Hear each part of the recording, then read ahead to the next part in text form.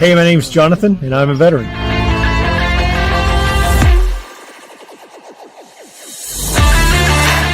Hi, my name is Daryl, and I'm a veteran. My name is Chad, and I'm a veteran. Hey, I'm Travis. I'm an Air Force veteran. Hi, my name's Ashley, and I'm a veteran.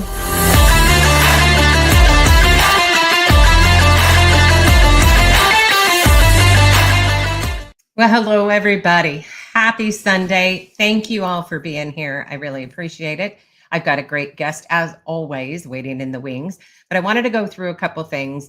As graduations are happening across the United States, I want to give a big shout out to a county in Tennessee that has breaking number of seniors that are graduating, and that would be 44 in total that have have already signed up for the military, for our United States military. And I want to wish them all happiness and success, and hopefully they're going to really enjoy and get the most out of that. So thank you. We appreciate you for that. Also, something interesting. So for those of you who have been following me for a while, I have had the pleasure of having Scotty Hastings on as a guest, and he was, of course, military. He's a military veteran, and also he is a musician, and he has been able to play at the Grand Ole Opry in Nashville, Tennessee. Now they're gearing up for a show for the 250th anniversary of the U.S. Army, and he is going to be one of the Marine veterans who's going to be playing on stage. So I'm really excited about that and for him. And so if anybody's interested, that is going to be coming up. So you can go out to the Grand Ole Opry, to their website, and get tickets. So I'm super excited for that and really excited for Scotty. Also for 2025, Hero Stock they're a wonderful nonprofit and some great people, and they are having a 2025 Hero Stock golf tournament in Ashland, Nebraska, and that's going to be Saturday, May 31st from 8 a.m. to 3 p.m.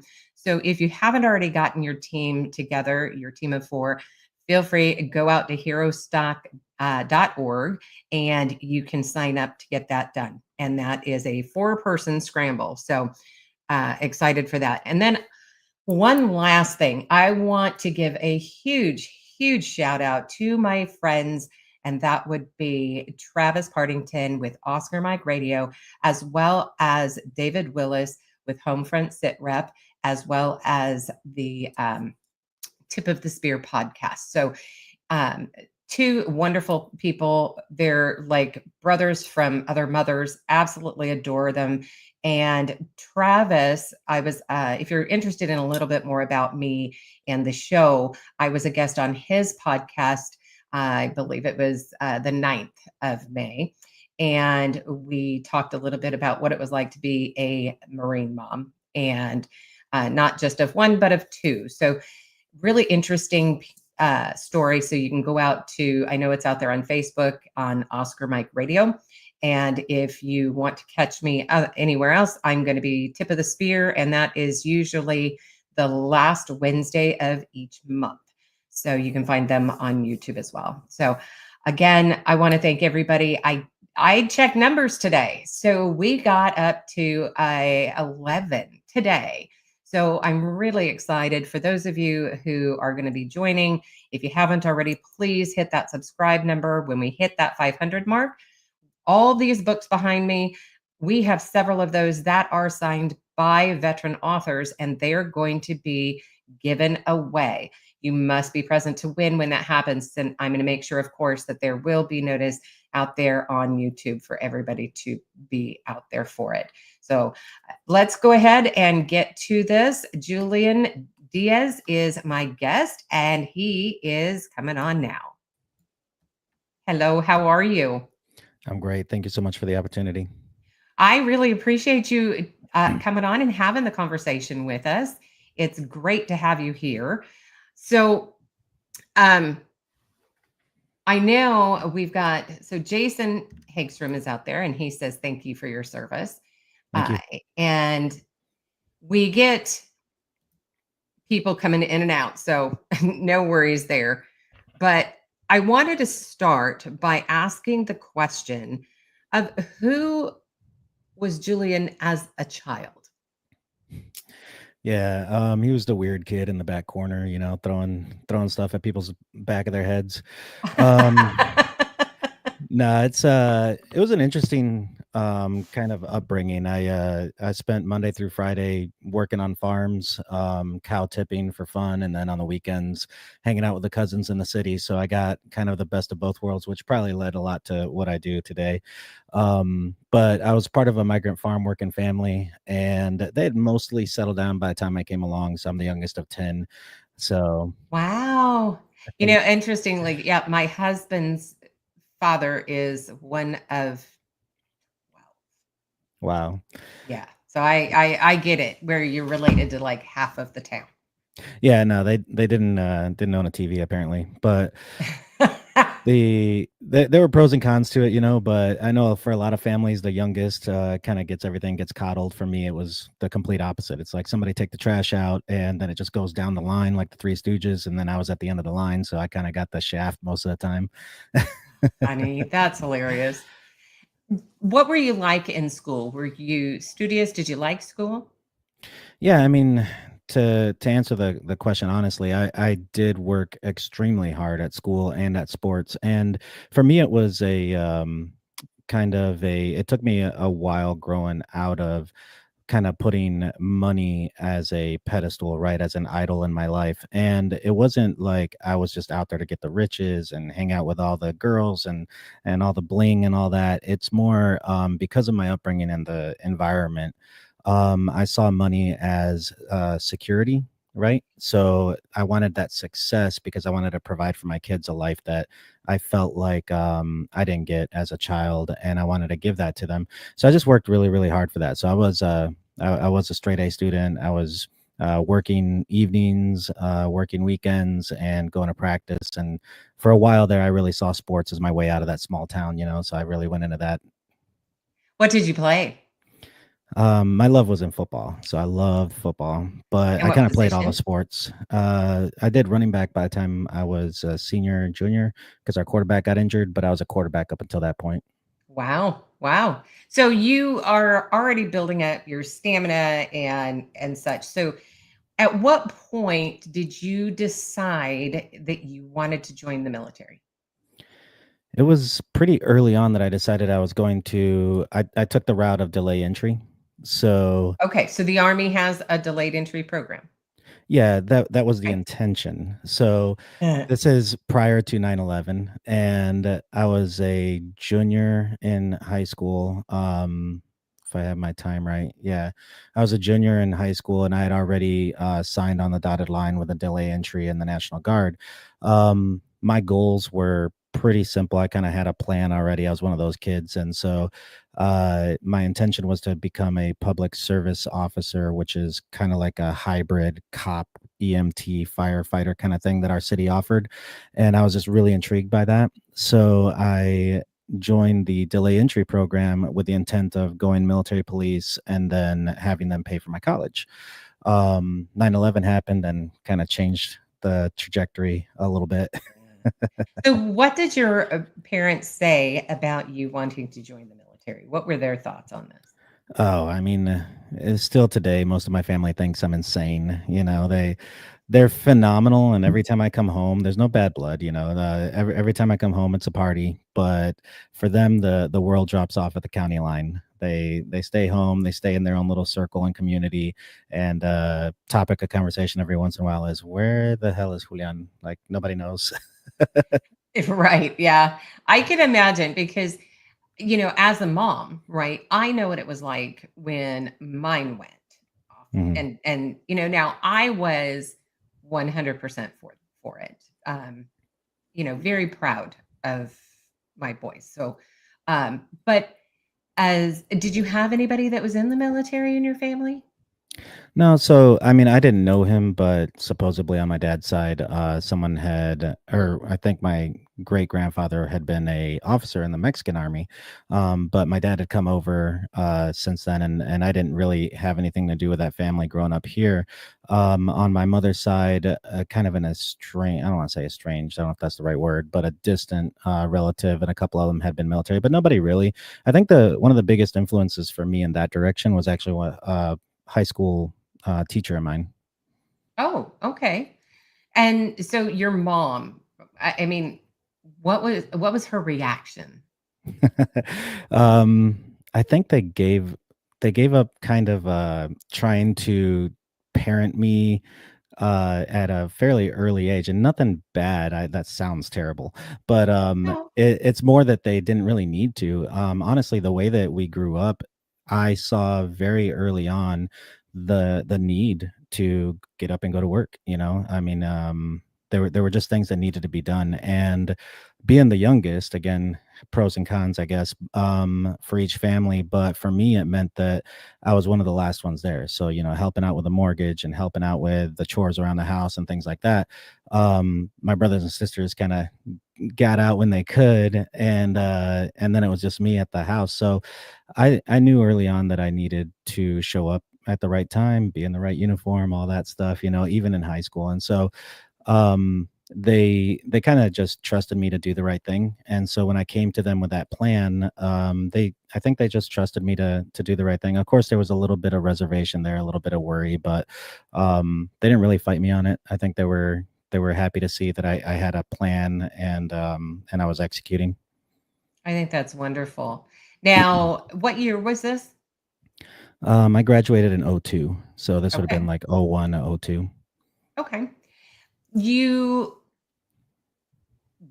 you go through the delayed entry program, and if it's anything like the Marine Corps delayed entry program, you work beside them, the workouts, and go through all of the training, and the different ranks, etc. So many times a week, and then you're more prepared when you get to actual basic training. Is that accurate? Yeah, that's exactly kind of how it worked out. So for anybody young kind of watching that's considering that, I think it's a phenomenal way to get your foot in the door. There's obviously some commitment involved, and you'd have to talk to a recruiter about all the legalities of that. Bring your own lawyer, right? Talking to a recruiter, but but it was really good for me. I mean, I really was kind of I'd already done my research and talked to a few people. I had a high school coach and, like I said, a high school teacher that were accessible for me, that were very knowledgeable and in the guard themselves. So, yeah, I didn't really have any worries when I went in, and I was able to drill alongside them and then kind of tack on the basic training at the tail end of it. Okay. So that then your teachers would have been the ones to because they were already in the guard that kind of made you decide to go that route. Did you talk to any of the recruiters? I mean, I did have a recruiter, but I mean, his paperwork was pretty easy. But at that point, my mind was decided. They didn't really push me towards it. I just they were there for me to talk to and develop the idea. You know what I mean? Right. Because again, I was just kind of trying to figure out how best to approach everything, and I kind of knew the pathway that I wanted to go. Again, this pre 9/11, so I knew the direction that I wanted to go. I was pretty certain of it, and I was just trying to do that to the best of my ability. And going guard not only saved me from a bunch of debt going to college, which I was not too happy about, taking on, but I also figured it was another notch in the belt when I did put my resume out there for a job at the tail end of college, that I would actually have some experience to tag onto it as well. Yeah. Yeah. So you get through the delayed entry program and then you ship for basic or Y- Yeah, I think there's two ways of going about that, and man, I haven't and thought about this stuff in a while. I I know, see, I we're can't making me remember. have to think. Yeah, I can't remember if I went to basic training in the summer. No, no, no. Okay, now I remember. I was supposed to go to basic training the summer of my junior year, like junior to senior year, but my um he's retired now, so this won't come back on him. But I found out later that my football coach worked out a deal with the recruiter in the area, and they delayed I found this out later, so I was supposed to go to basic training, and then I wasn't able to. They made up a reason, and the whole thing was that my coach didn't want me missing out on the football practices for the summer, and coming back unprepared, or getting injured. So I did have to do it after my senior year. Okay. So you get there. Now you tell yourself you're 100% prepared. You get to basic training, you get off the bus. What is it like when you first step off that bus? It was the duffel bag drag, it was pretty intense. I didn't mind it so much, people getting in my face and yelling.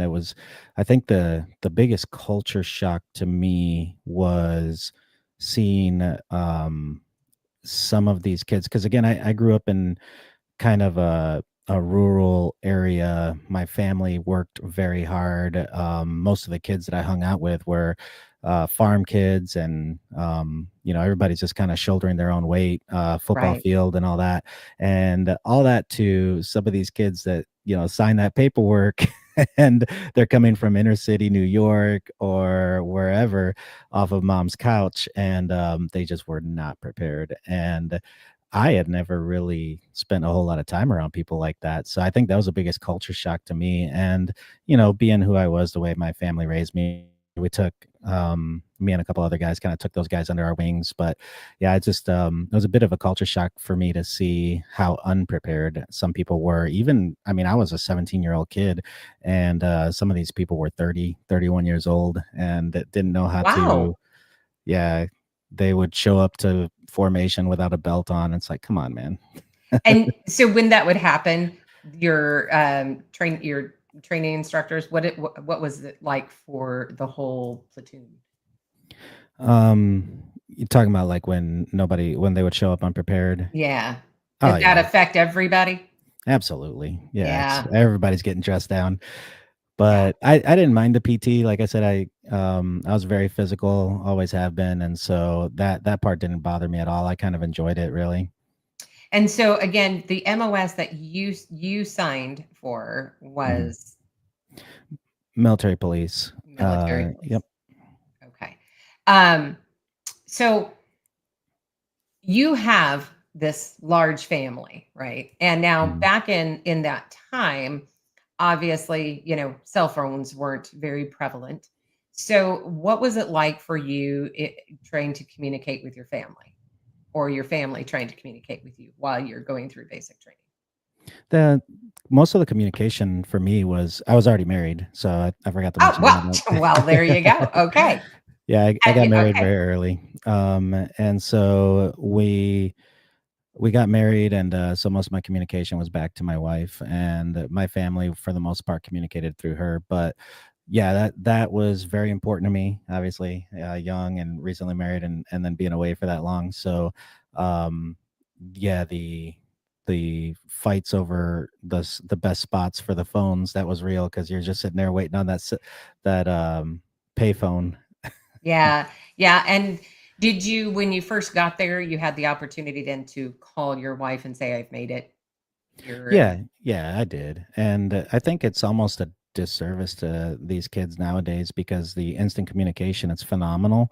But I do believe, looking back, those the letters back and forth, and the value of those 5-minute calls was really taught you to appreciate and treasure those times and those communications, yes, because now the Marine Corps, you do not get your cell phone.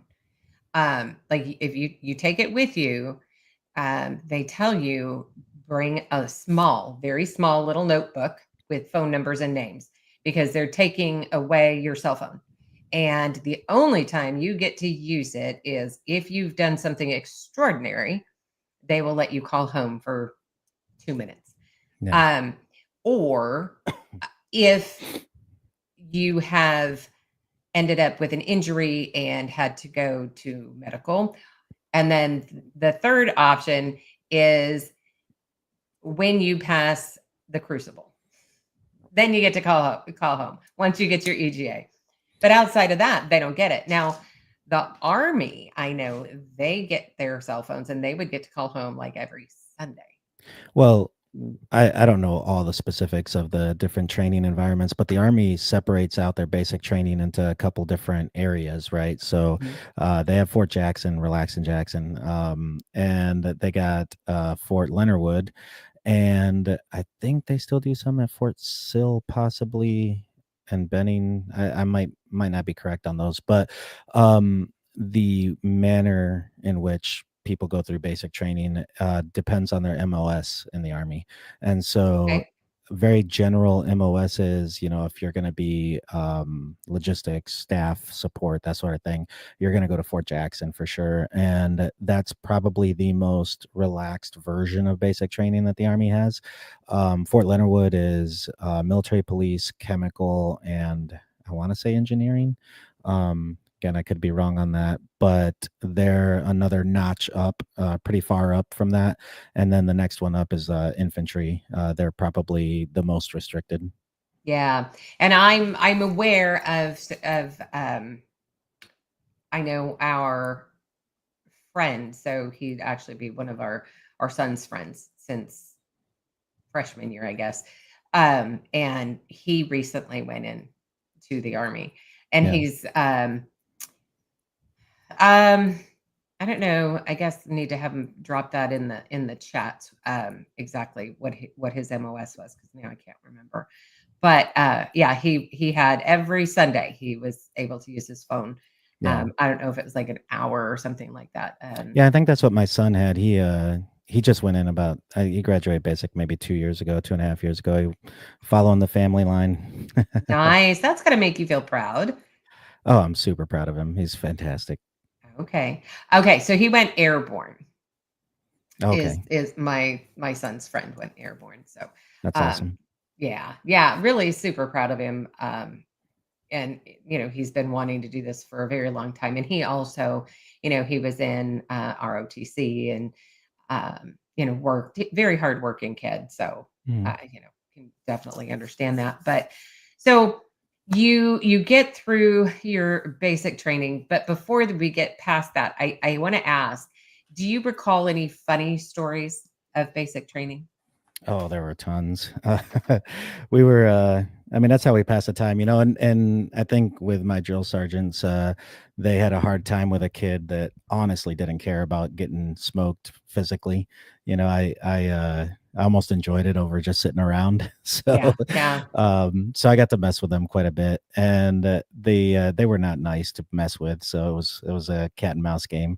But I think the funniest one was my just to look at on his face of my battle buddy, and from doing sit-ups, on concrete and everything else like that, he developed a cyst on his back, lower back, like buttocks area, and they had to remove it. So guess who got to play nurse and had to deal with that? Oh, wow. Yeah. Had to do his dressings every morning, every evening, and he was apologetic every single morning and every single evening. And it's one of those, just learning to live on top of other people like that and having no privacy is definitely one of the most interesting memories that I have of it all. And we still had the old World War II barracks, Oh, so yeah. they had the horseshoe shaped latrines, and you had 10 minutes to do your duty, and so you'd go in there and what's up, guys,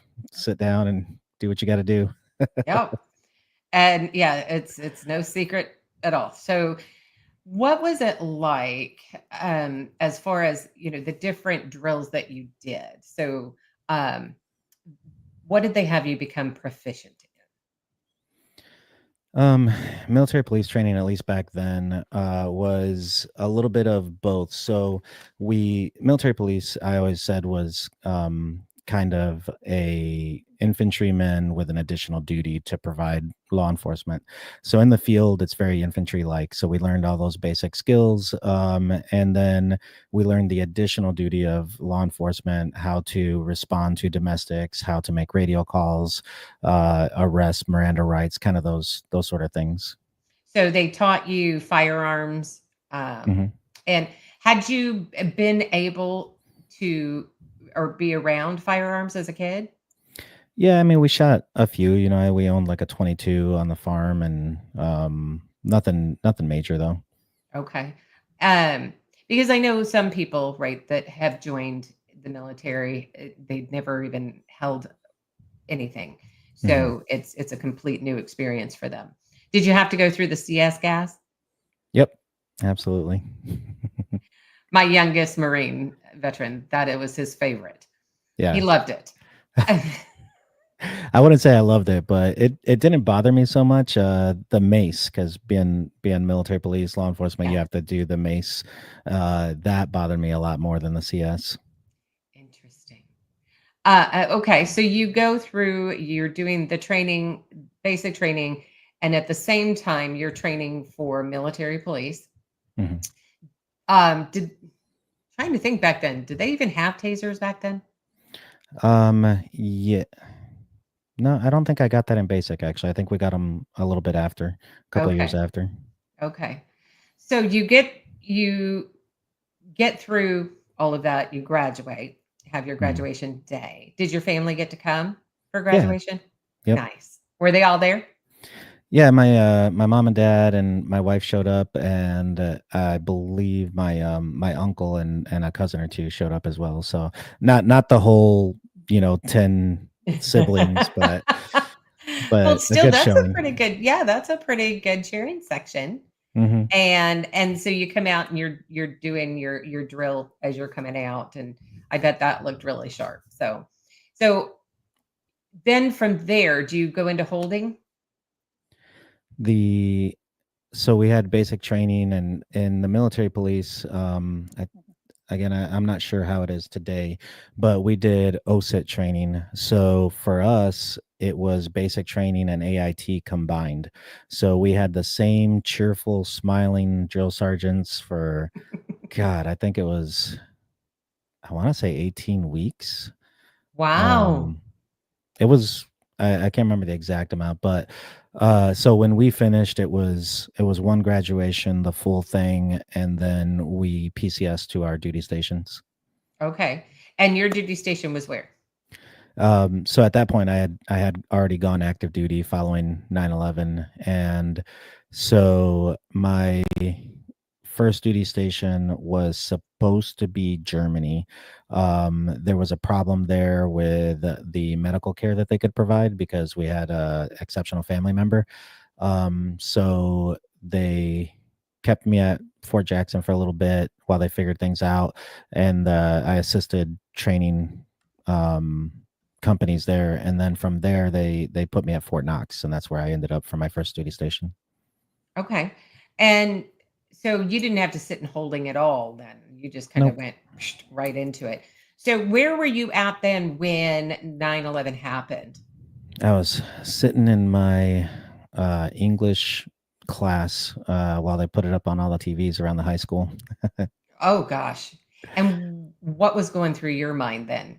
Since you'd already signed everything, you knew Yep. you were headed in to the military. And what was going through your head when you saw that? Um, so for me, it was just kind of waiting to see what would happen. It was the primary thought in my mind was New York. So our military police was immediately put on standby. Our company was to go and assist with New York, and of course, nobody knew the extent of the attack at that specific moment, right? So we didn't know yet. If there were going to be places to secure in the state of Michigan, or if we were going to go to another state to assist, or whatever. So that was kind of the primary thing. They actually called down because they went through the duty roster, and I was at school. No cell phones back then, right? So they Right? actually had to call the school, and the intercom was like, "Hey, Julian Diaz, report to the principal's office." And my friends knew that I was in the military, or that I'd signed that this delay entry, and I was in the guard and all that. So of course everybody's just watching me leave the the Oh classroom. gosh. And I can't remember exactly who, but I remember one of the older ladies that worked in the school heard it, she came out and just gave me the longest hug. And I think for her, growing up in the Vietnam era and stuff like that, she remembers that call, and people responding to it and never coming home. So for her, it was very real. I was still not quite grasping the gravity of the situation, so I just got on the phone, and they put us on standby for securing the ground zero in New York. They stood us up for that, and I believe that I drove in for it. Had a bit of an argument with my sergeant major about whether I was going to go or not, because I was in high school, and I'm like, I'm going. So Oh my but gosh. Well, it's interesting too that you were 17 when you Mhm. joined, right? So, because anymore, I think it's, you've got to at least you've got to graduate and, and at minimum, of course, have a parent's signature if you're under the age of 18. So, Yep. but yeah, so gosh, that would be an interesting conversation. Yeah.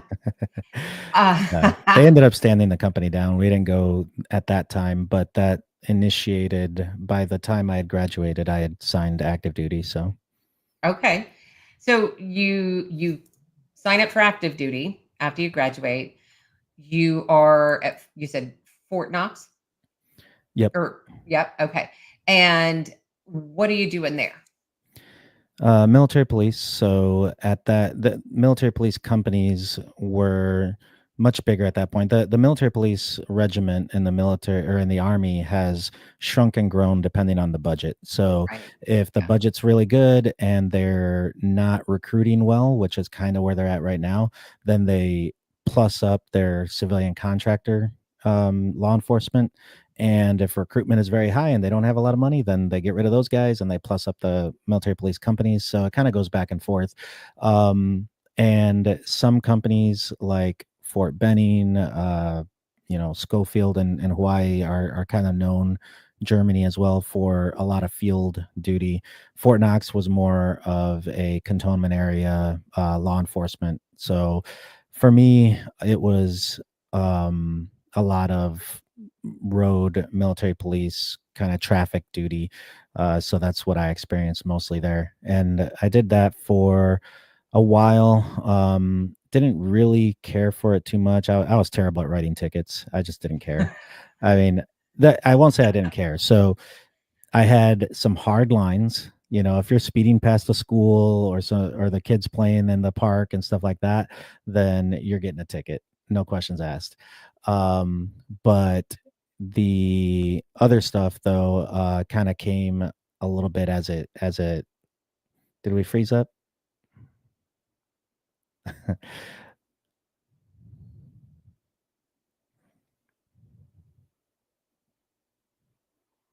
Might give it a minute. It looks like the screen froze up on my side.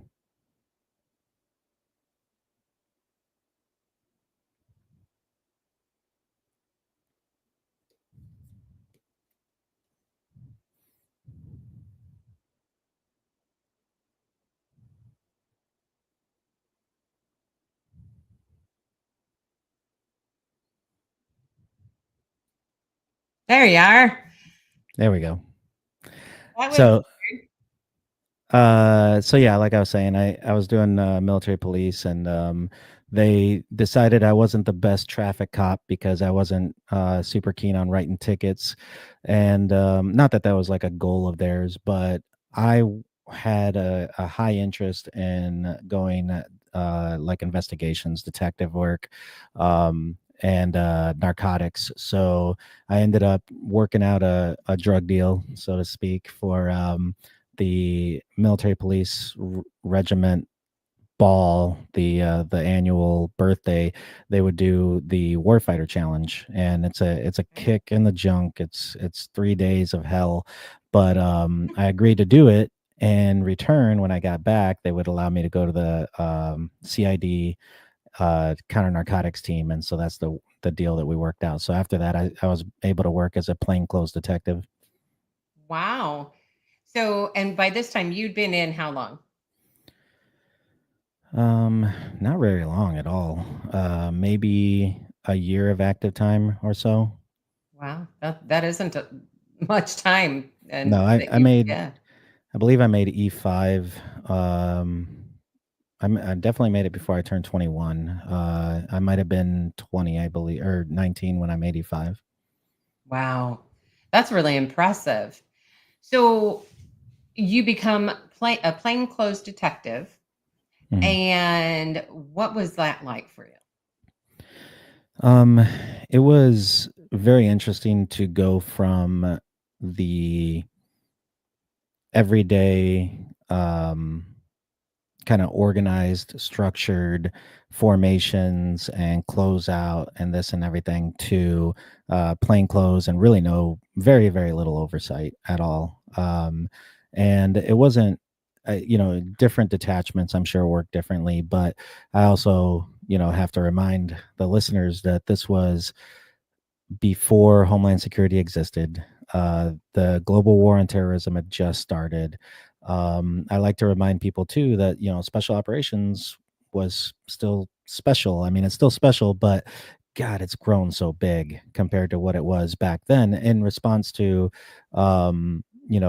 Geneva Conventions and workarounds fighting the global war on terrorism. So it was kind of a different environment. And I want to say at the time, the Criminal Investigation Division, CID, was operating at about 33% strength.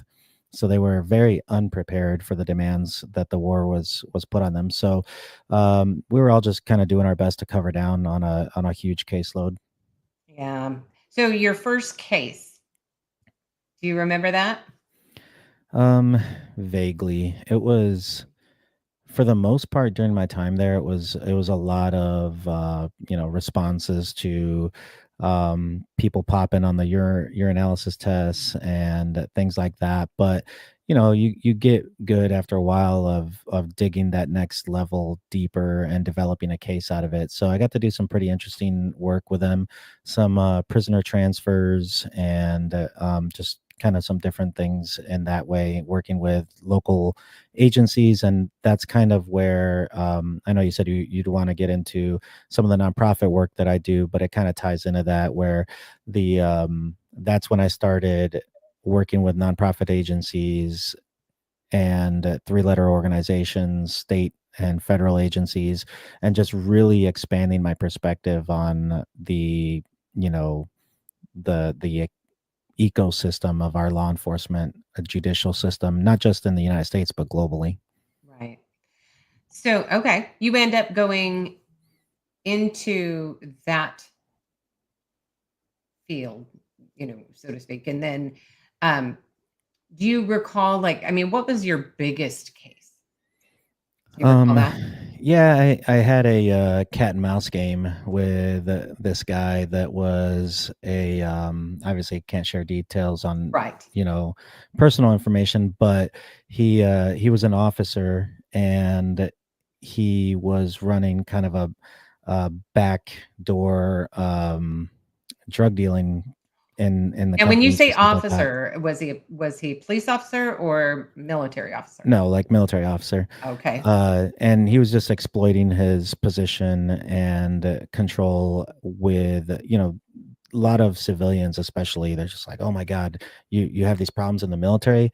Well, the military brings people in from our society, right? So they come in with all that background, all those issues, and cultural engineering and social engineering that goes on. So if you were part of a gang before you joined the army, you probably brought that in with you, right?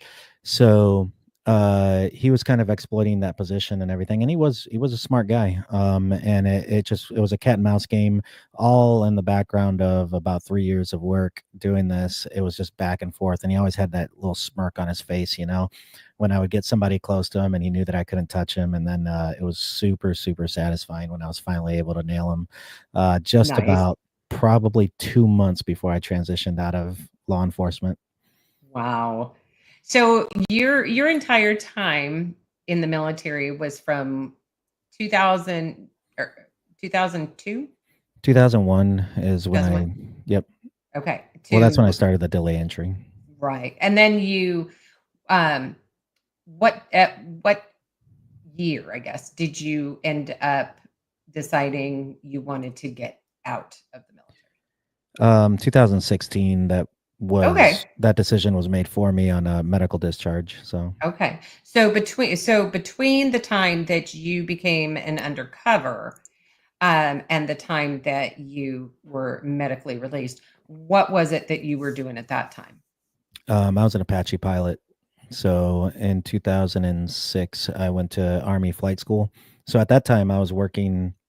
I made reference to exceptional family member, and so my wife had a lot of medical issues, and things were kind of mounting up at home with the baby and mom at home and everything, and so the caseload was only increasing, the travel demands, and the phone calls in the middle of the night, gone for 2 weeks, home for 2 weeks, phone call, gone for 3 months, come back, and just back and forth. And so um I had every intention of I was kind of fast tracking up to through the pipeline for the warrant officer position in CID. I wasn't in CID. I was military police investigator attached to CID, but I was kind of in the spot for that, the pipeline for it. And so I created my warrant officer packet, and I had two of them, and I told them, I'm really enjoying this. I really, really love this work, but I need to take care of my family. And they gave me the "you're doing great things for your country" speech.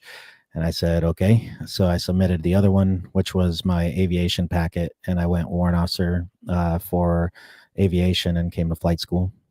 Okay. Because that's an interesting leap, right? Going from, an undercover narcotics detective Mhm. to flying an Apache helicopter. So, did you ever, in your wildest dreams growing up, think you were going to be a pilot? No. I remember seeing the pilots come in and do the crop dusting and all that. Mhm. And I thought it was cool.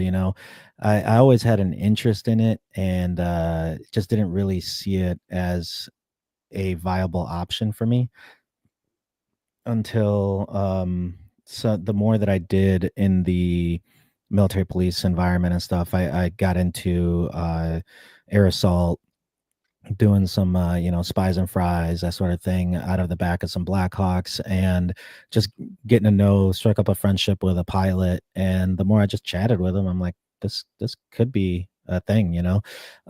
They were really talking it up. They were trying to pull me in. And so when I came to flight school, I actually had every intention of becoming a Blackhawk pilot. And I went through the primary flight school. So the way they do it for active duty pilots is because National Guard and Reserve, they kind of have a spot right at their reserve unit. So they come here to train for a specific airframe. And for me, I was active duty. So at the end of your primary aircraft, which is the primary trainer that everybody starts in, and then you get your tests academically, your PT scores, all that added up, and you get an OML list. And at the top of the list gets to pick from whatever's available. So every class is different. Some classes might have 5 spots for Blackhawks and a bunch of Apaches and 1 Chinook, or any combination of that. So I was at the top of my OML list, and I knew that I was going to get to pick. And I was really wrestling with it that weekend, what I was going to do. And I remember my kid's mom saying, well, why don't you just go Apache? You're always talking about it. Because I was really wrestling with, I loved Blackhawks and jumping out of them. I thought that was cool. But then the more I thought about it, I'm like, yeah, they brought us in there. That was cool. But then they left. Like, I was like, I don't know if I'm cool with that. So I was really wrestling with the idea of having to leave the guys on the ground. And so yeah, I don't know. Every Apache pilot I've met is an arrogant, egotistical asshole. And without even breaking eye contact, she's like, so why don't you go Apaches? Okay, then. And so that was the choice you made. Yeah. How long did it take you to learn to fly an Apache helicopter? There were a lot of breaks during that time because they call them snowbird periods where breaks in training, just backlogs. And so it took me about 2 years to get through the program. Wow. And so in between, during those break periods, what was it? What were you supposed to be doing? What were your responsibilities? Oh, everything. They have details to keep you busy, like everything else, and it's so funny because again, growing up on a farm and stuff, I would be sitting out there with a bunch of warrant officers doing groundskeeping because it's the warrant officer training academy. Everybody's a warrant officer, so you're nothing special, and they'd be complaining about it, and I'm like, come on, dude, you're like literally the highest paid landscaper in America right now. That's awesome. That's awesome. I was lucky though. I came with a lot of experience doing the air assault stuff, like I said, and so they actually put me in charge of a couple of guys, and we would just respond to the Blackhawk and Chinooks that would do sling load training, and we'd go out there and do hookups and stuff for them. Okay. So. During that time, did you ever have to then deploy overseas? As a pilot or? Mhm. Yeah, so I finished flight school like '08 or whatever. Went to Korea. That was pretty cool as an Apache pilot. My company was directly responsible for being the immediate response to North Korean aggression. So we did a lot of training on the DMZ, a lot of patrols up there, and just getting to know the peninsula. So that was very cool. Came back from that and went to Fort Carson briefly, and then I was asked to go to Fort Drum to plus up a unit that was deploying, and I deployed with 10th Mountain to Afghanistan in 2010 to 11. Came back from that, did a period of instructor pilot training at the flight school Fort Rucker, and went on another deployment out of Fort Carson following that, and that's when the medical stuff kind of caught up to me. Wow. So let's go back to your deployment to Korea. So you get there. Did you have this thought of the culture being significantly different? Were the people happy to see you? What was it like for you for that? For a farm kid out of Michigan, it was awesome. I mean, it was so drastically different, and I found everybody to be very respectful and all that. It was like 2008, so I don't know how similar it is today, but I just remember laughing because it seemed like the Korean Peninsula was going through their 70s, the sex, Yeah. drugs, and rock and roll kind of stage, and there was such a culture gap between the older generation and the younger generation, with technology, but also in the way that they treated Americans, because the younger generation would get together and advocate for the Americans to leave the peninsula and anti-military and all that. And the older generation that remembered the effects and the after effect, the years after the war, they were extremely respectful and just happy to have American soldiers in their business and everything. Nice. So then you go to Afghanistan. Can you say where you went in Afghanistan? Yeah, we were RC East. My company specifically was again a very unique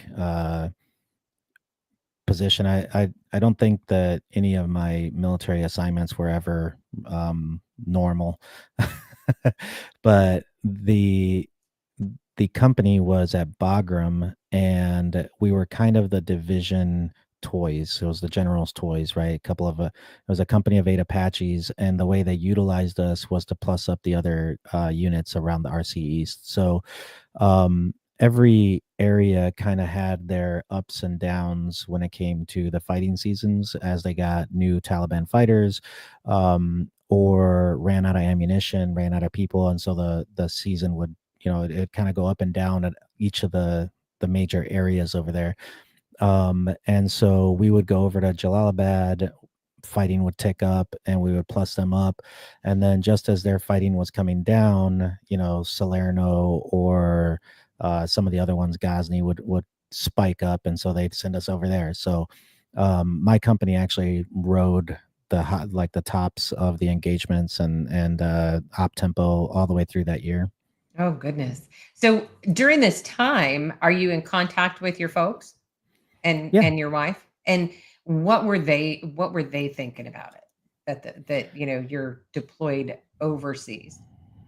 Yeah, I mean, I think everybody was just kind of um hoping or trusting for the best, and just kind of waiting for the timeline, just counting the calendar to tick by, and just trying to communicate and stay in touch about just the normalcy of everyday life.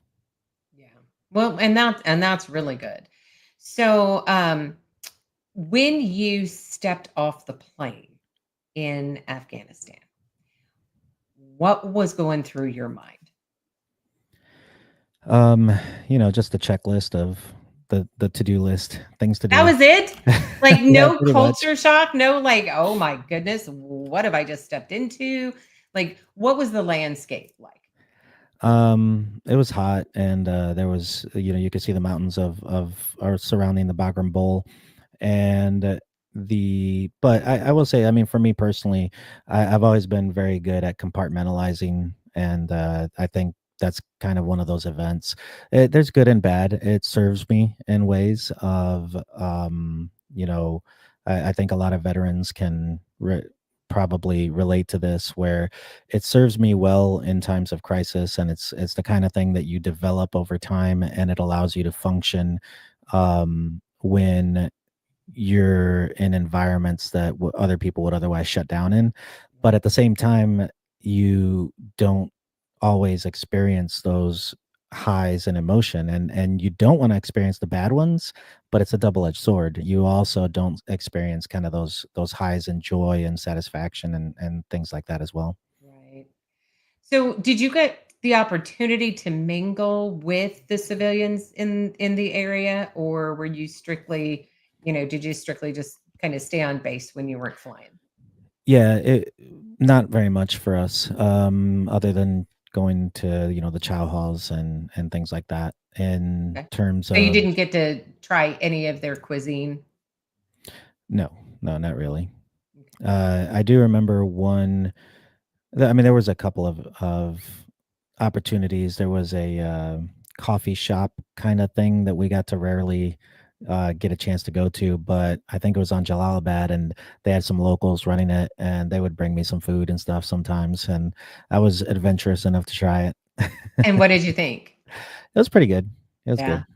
Yeah, I didn't ask too many questions. What was in it? Yeah. Probably not a bad idea. Not a bad idea at all. So, how long then were you stationed over there? I mean, you had 2 tours, you said, Yeah, here in Afghanistan? so the first one was a very long one. I don't remember exactly. It was because the company left about there was a 9-month deployment, so everybody was out by like 10 months. But the unit that replaced us, they were short on personnel. They showed up without a tactical operations officer, which is a position that I was filling at the time, and so I was able to stay on longer. And Mhm. I can't remember exactly. I was there for, I want to say, 14 months, I think. Oh gosh. Oh my goodness. And how was your wife handling all of that? The fact that you were gone for such an extended time Well, we were separated at that point. by that point? Okay. Yeah. All right. Um, It's the army says the warrant officers, it's the bar, and you have a dot for each one. So you have W1, 2, 3, 4, and then at 5 it's a black line inside of the bar. So they say each dot is a divorce. So there's some truth to wow. that. Yeah, and I don't remember what the Marine Corps statistics is for divorces, but I know it's pretty high. So I understand. I think just military in general, sometimes it's really difficult not to have the other half there, right? Yeah, right. So okay, you come back now when okay, so the medical issue that happened, was that while you were deployed the last time, or was that when you come back? Um, to be honest, nobody really knows. It's kind of strange. So they the technical diagnosis was a deployment related lung disease. Um, I did agree to letting them do a lung biopsy towards the end, and it's kind of a convoluted story. And the short version of it is, I had a chronic cough when I would go to what they called austere environments. So basically, anywhere that had like Afghanistan, the Bagram Bowl, they would burn a lot of trash and other things like that, or dusty environments and things like that, I would pick up this chronic cough, and it was just obnoxious, really.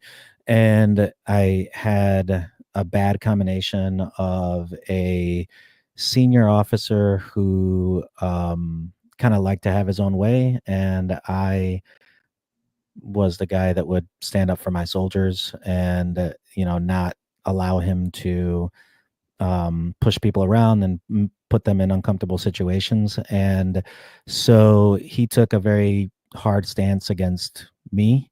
At the same time, that our flight surgeon was, you ever see the movie House or the show House? With the balloons? No, the medical doctor. Oh, House MD. yeah. Actually, Yeah. I have. So I don't know. She thought she was like House or something. She had to investigate this, and I'm like, it's fine. Leave me alone. Let me go to work. And she just kept digging and digging and digging. And so they sent me back early for my second deployment to do some testing. And I was like, all right, fine. I'll do the lung biopsy to put this to bed, because to me it was kind of ridiculous. You got these guys that are struggling to get in and out of the cockpit, and I run half marathons for fun. So I'm like, why are you guys giving me a hard time? And so I allowed them to do it. And so when they went into my lung surgically to poke around, they said what they saw was, so you have the lung, and then inside of that you have chambers, and then you have these, gotta say this word very carefully, alveoli that they're like small sacs inside your lung, and they create the surface area for the intake of oxygen. That's the way I Oh, understand it. okay. And about a third of those were burned up in my lungs. So it was just scar tissue. Oh, goodness. And so they said that I had emphysema like damage. And even though I didn't have emphysema or the symptoms of it or whatever, but that's the words they used. So they ended up pushing for a medical discharge. I didn't honestly take it very seriously. I was like, whatever. Again, I mean, there's no way, right? And you're how old at this time? 26, I believe. Really Well, young. no, I had to have been more than that. I was probably about 32, I guess, somewhere around there. Still young though for something Yeah. like that to happen. Yeah. Yeah, and so they kept pushing, and honestly, I kind of got fed up.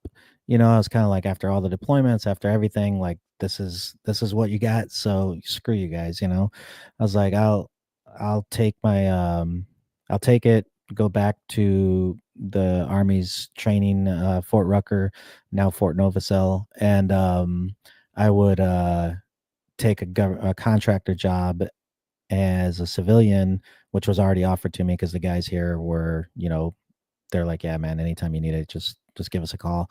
So I took the job here, and the figured I'd go into the reserves and finish up. But when they give me a DD 214, hey, check this for discrepancies. I'm like, all right, name, social, date, that all looks good. Signed it. There's a 4-letter identifier on there, and apparently deployment related lung disease isn't anywhere in the database. So whoever did it saw that the doctor had said emphysema like damage. The problem was it's just a descriptor. It wasn't a diagnosis, but they stamped my DD 214 as me having emphysema and barred me from reenlistment. So I've fought it congressionally 3 times, and all 3 times they've told me no. Even the last one was and if anybody out there listening has an answer to this, I'd love to hear it. But the last one, I literally went to the doctor, and they're like, what do you need? And I said, just one sheet on letterhead, this person doesn't have emphysema. That's literally all she wrote. This person doesn't have emphysema and has no history of it. On top of all the recent testing, and I submitted that, and they said nope. So I said okay. Wow. I mean, So at did least you go, who did you go through when you said congressionally? So did you have a go-between for that? no, I didn't. So I didn't fight it on that level, and I might at some point, but either I mean at this point it's like let me go sit somewhere for 2 years on my butt and collect my retirement because I'm fine to finish it, or give me my retirement, one or the other. But I had to be very careful. So going back to this flight surgeon and stuff like that, it's one of the things I've been very outspoken of inside of the aviation industry is that the environment creates a lot of pilots that are afraid to seek medical attention or mental health attention when they need it because you get downed and then you're not making any money or your career is on jeopardy constantly. Every single year as a pilot in the military as well as civilian commercial aviation, your job is on the line. Every single year you have to pass a flight evaluation by a standardization pilot, and then you have to pass a medical evaluation as well. So, I mean, it's not super serious, but I mean, your job is on the line every single year. It's in jeopardy. So when we did all that, we tried to correct the DD-214. I see that right there. And yeah, that's what I asked for was a corrected DD-214, and that's what they denied. So we've been very outspoken about that in the aviation industry. So I didn't fight it super hard because I didn't want them tacking on anything else to the diagnosis that would prevent me from doing my commercial aviation because I didn't want to lose my class 1 medical. So now that I'm not too concerned about that these days because I'm training where I can fly. I still, I mean, that's how I pay my bills. I'm a flight instructor for the Army still. So I can do that on a class 2 medical. So I might fight it a little bit harder now. There you go. So they they didn't say that you were non-employable. So right. So that's good. So yeah, it just wasn't deployable. That's what they correct. used to do the medical Right. discharge. Right. And when they discharged you, did they give you any kind of resources for how to reintegrate into civilian life? Or did they just say, here you go, see you later?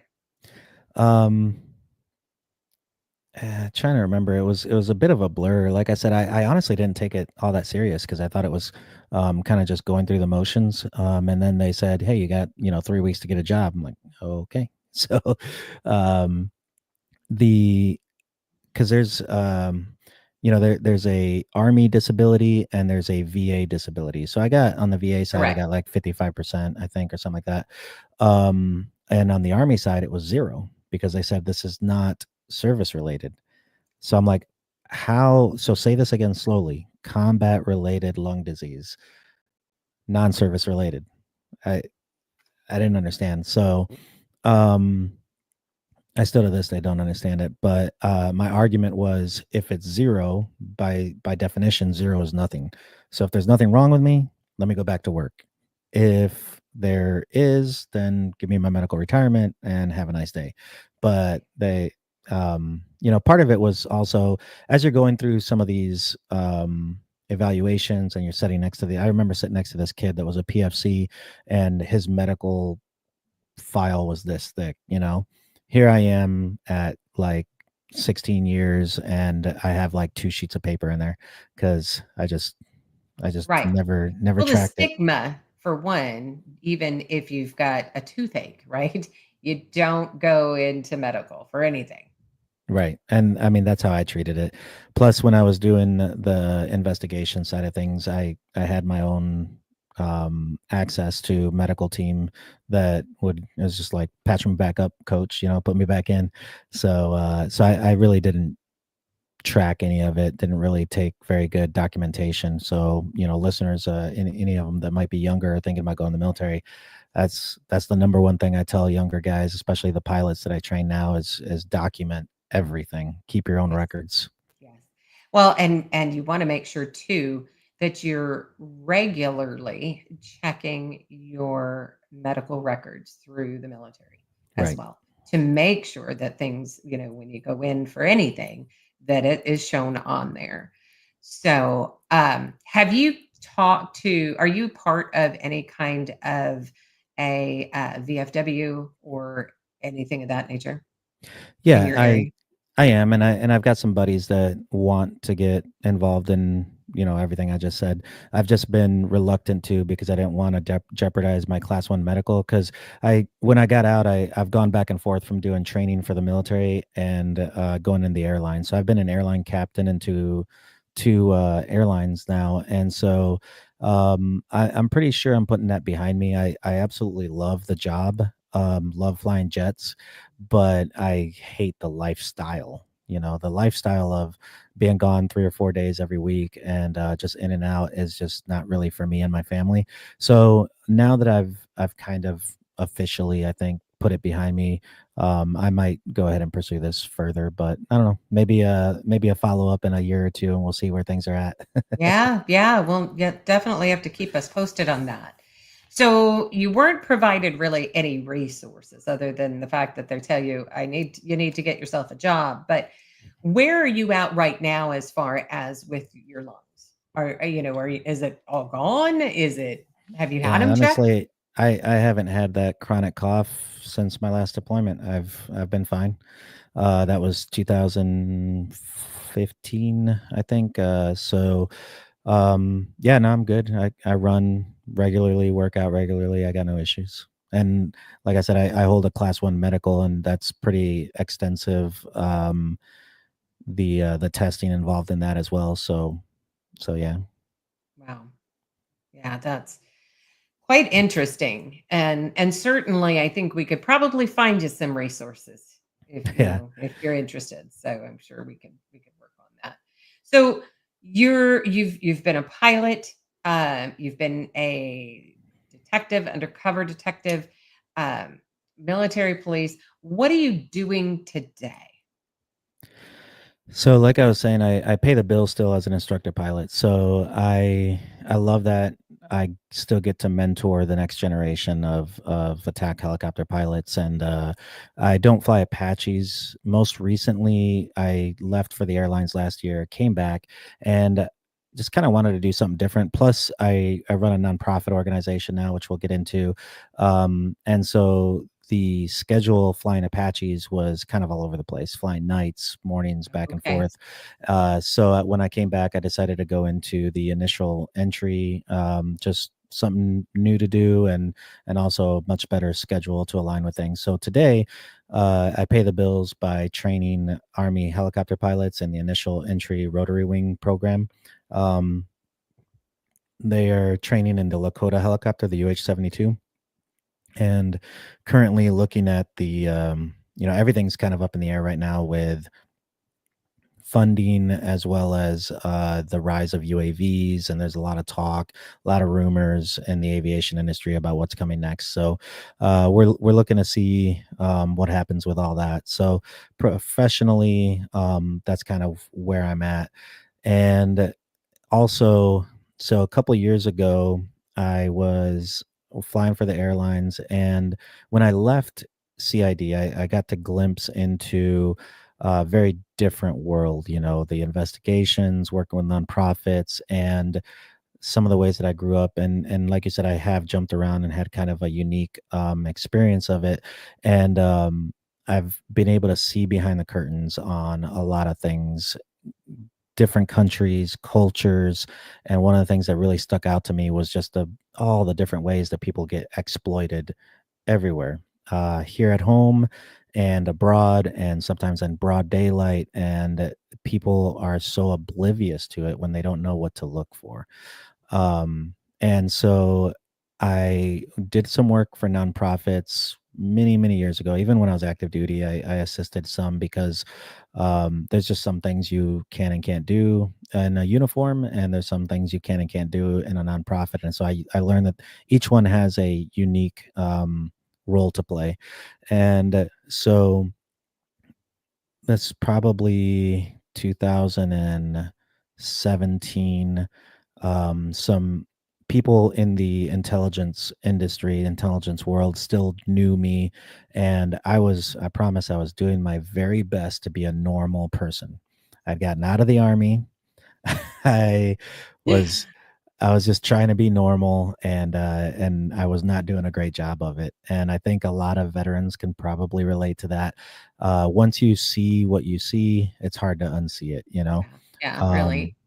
so driving through cities, trying to enjoy my vacation or something, I would just see all these indicators of exploitation, human trafficking, and other things like that.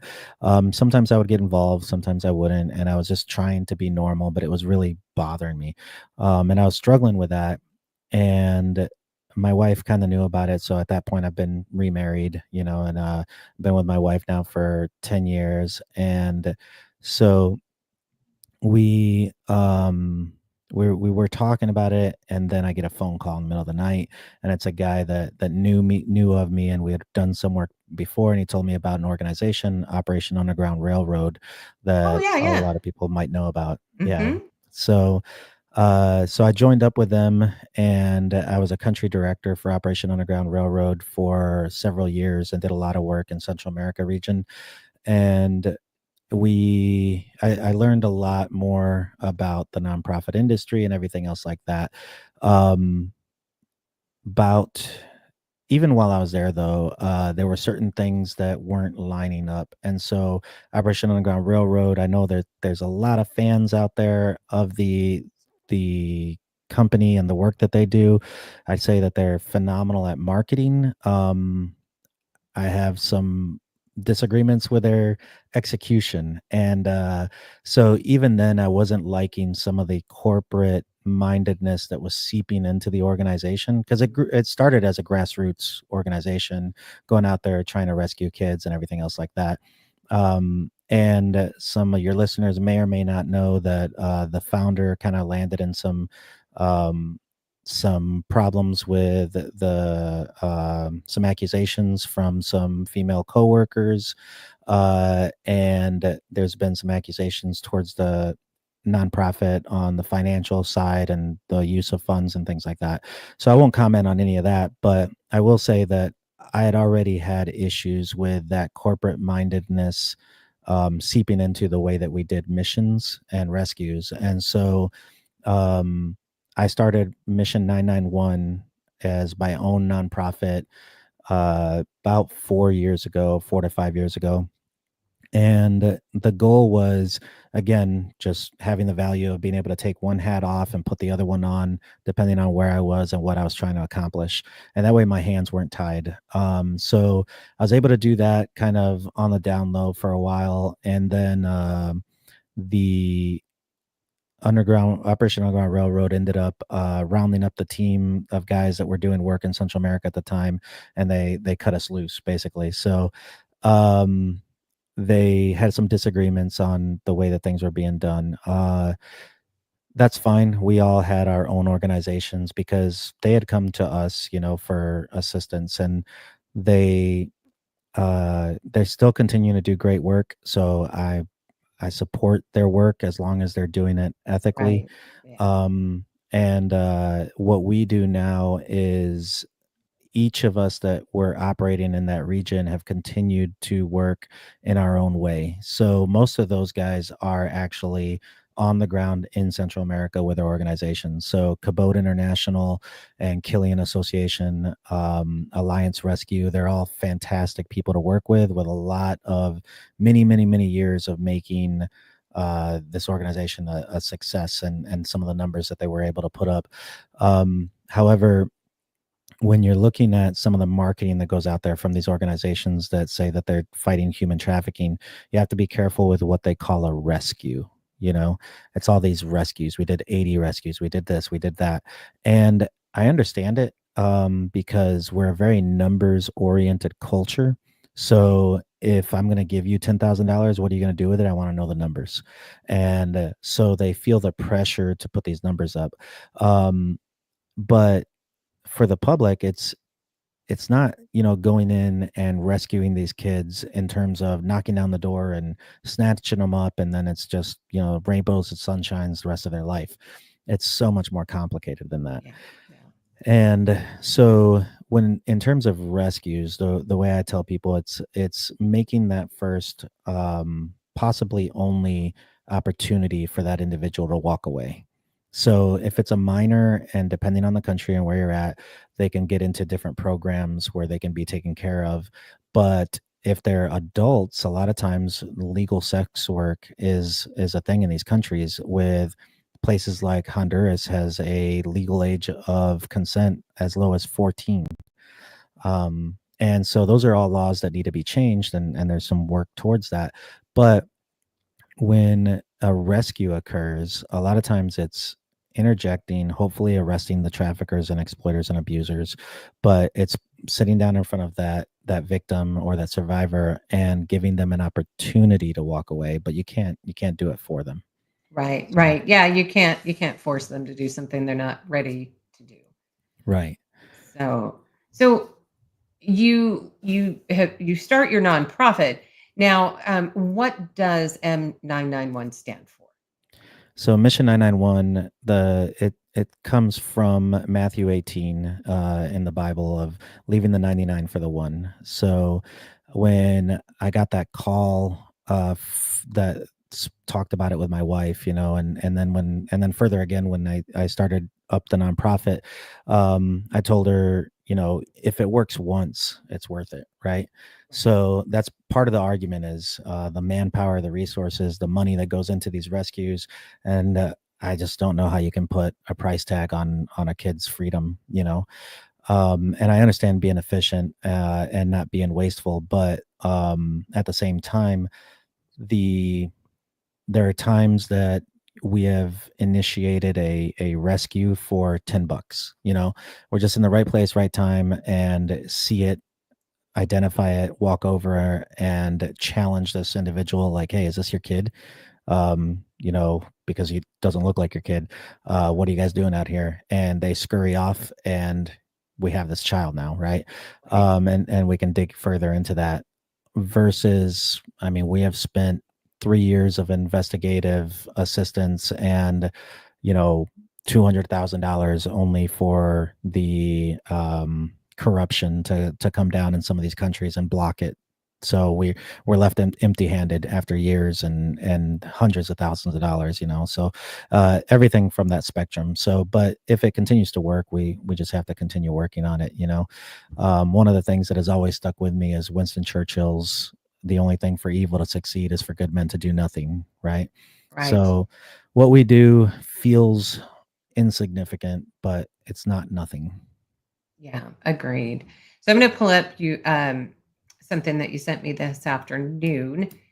So this is your kind of about page, right? What Mission 991 is and what you do. So I really think this is an incredible thing, right? That you're doing, because these kids, for one, and a lot of women, they don't have an option.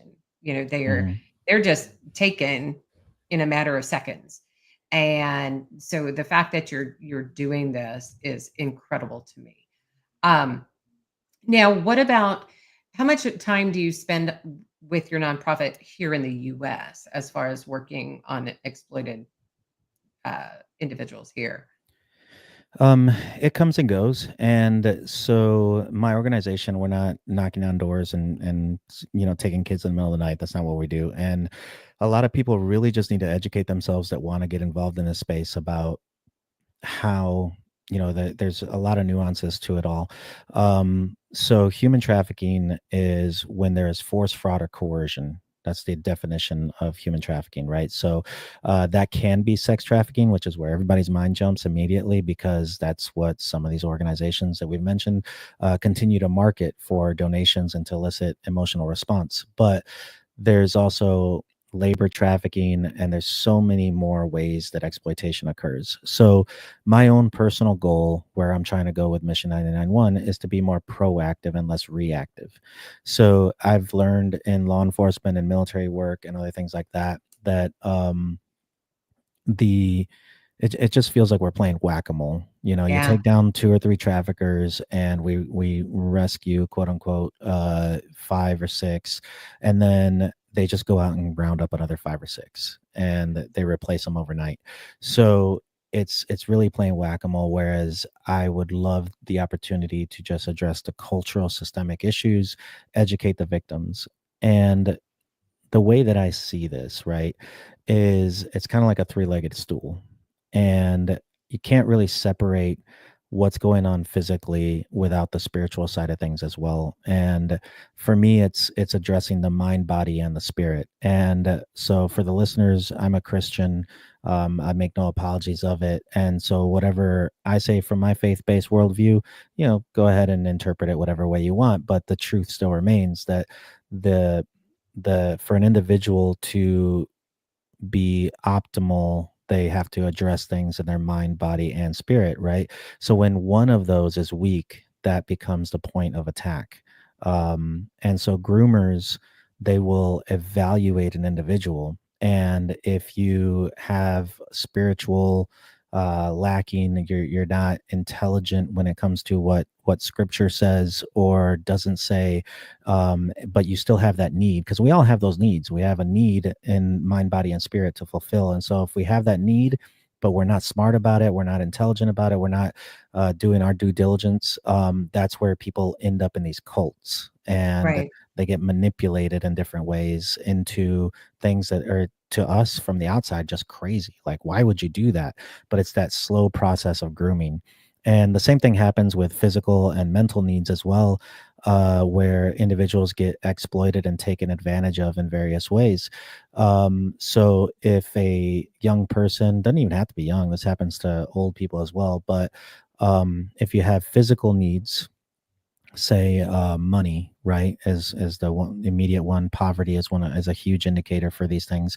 So that trafficker becomes your source of money, and over time they'll just flip that table, and now you owe me, right? Yep. And if I can interject on that, so Sure.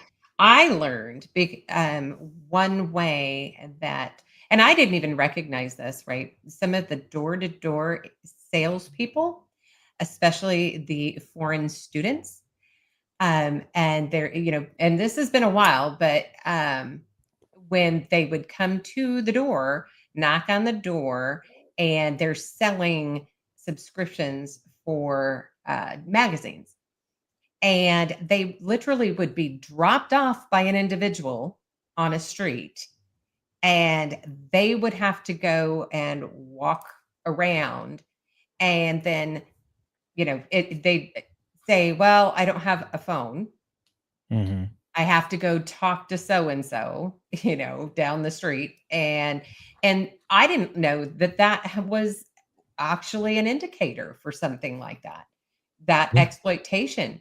And primarily they were all foreign students of some kind, and they would claim they're raising money for education, or for their tuition, or for this or for that.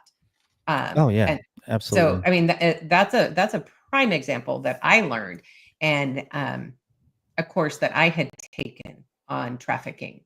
So Yeah, and it takes so many various forms, which is, again, the reason that I started Mission 991 is to expand this conversation from human trafficking, which is so narrowly focused on sex trafficking, to human trafficking as a whole, which also includes a lot of the labor industry and those issues, and then expand it even further to the exploitation that's occurring around the world to people that people are just so willfully blind to, because they just don't want to believe it, right? So um what I do stateside is I offer my services, and I offer to go into churches and to schools to speak and just educate people on the realities versus the Hollywood version that's put out there so often, or the misrepresentations for marketing fundraising campaigns that other organizations do, and just kind of talk to people about some of the realities as I've seen them.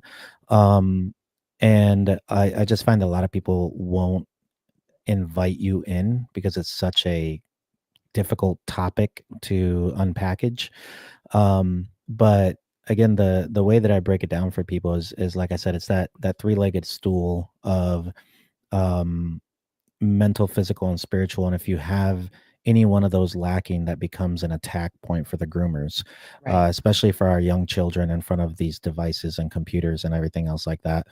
And the other way of looking at it as well is the human trafficking industry, which is a multi-billion-dollar industry worldwide, still functions in that same way. So people always want to know how they can get involved. And, the obvious answer is donating to organizations, not just mine, but Cabot, Killian, any of the ones that I had mentioned previously, or do your own, research on who you can protect, or I'm sorry, fund resources to, because I mean, $3 is a water bottle in the hand of a victim, right? Right. Or a lot of individuals, they don't have the experience to do these investigations and go into the dark web and what's all this stuff, right? Well, the people that do have that experience, they have job, or they have needs as well, right? So they're raising families, they're paying bills. So every $30 that you drop in a bucket is putting that guy to work, Yeah. and so resources do matter, but and a lot of organizations like mine are reluctant or just flat out don't take any grant money, because when you do, there's a lot of strings attached to that. Agreed. And Yeah. so we try to operate independently so that we can do what we do. And we're also not eligible for a lot of grant money because what we do is international. So just helping out with resources, fundraising. I know my organization, for those that are looking to get involved, I really just need personnel, people that are good with social media, people that can do marketing, people that can um, schedule events, all the above, bookkeeping. It takes an organization. Right. Um, and then for those that want to get more directly involved, just getting to know who's in your area that's doing this kind of work, and jumping online as well. So Skull Games, absolutely love what they're doing.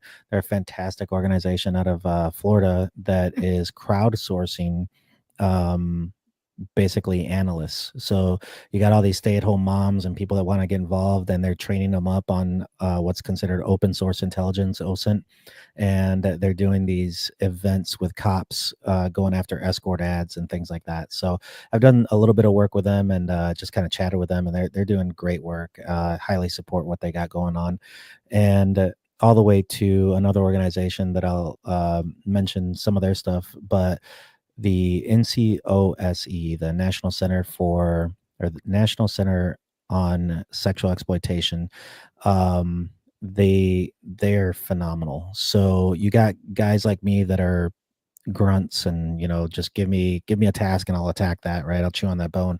Right. Versus these guys are paralegals, lawyers, that are attacking and going after legal, long lasting change that needs to occur. So they have what's called the Dirty Dozen list every year that they put out, and they go after Google, they go after Apple, they go after just gigantic organizations so that they can change their use policies, agreements, and try to protect people in that way. And I just think that's phenomenal and so needed right now. They're actually going after section I believe it's communication, section 230, Communications Decency Act. It was written in 1996 to protect users online, and it's so outdated. The technology that we have coming after our children today didn't even exist back then. So it Yeah. just needs to be completely revamped. And so what they've done with their Dirty Dozen list this year, you can go to their website, insexualexploitation.org or .com, and they they've taken their Dirty Dozen list, and what they've done is put up 12 survivor stories, and how the Section 230 Communications Decency Act was used to protect the big tech industry and protect companies like Reddit, Twitter, Facebook from taking action or being held accountable for their platforms being used to exploit children or women. So I highly support what they have, their projects that are going on as well. And for a lot of people too, it's just getting out there and being just part of the community. I had a lunch with a guy here locally that sat down and really had a heart for this and wanted to get involved. And I said, well, tell me a little bit about yourself. And he volunteers every week at the local community center, and he teaches art to children, just youth that come in, and he spends a couple hours with them every week being a father figure to them. I'm like, dude, you're doing it. You're doing exactly what needs to be done. So yeah. And then as a parent too, there are things that we can do as a Mhm. parent. And I think that that's one thing that is really important. And I think we need to really try and stress this, right? It starts with the parents. And with all this technology and all of these platforms, there are parental controls. And it's about taking advantage of those parental controls, explaining those to your child to say, look, this is what we're blocking. We're not going to allow you to access this or this. You can't download these games or something like that that might have a chat involved in it.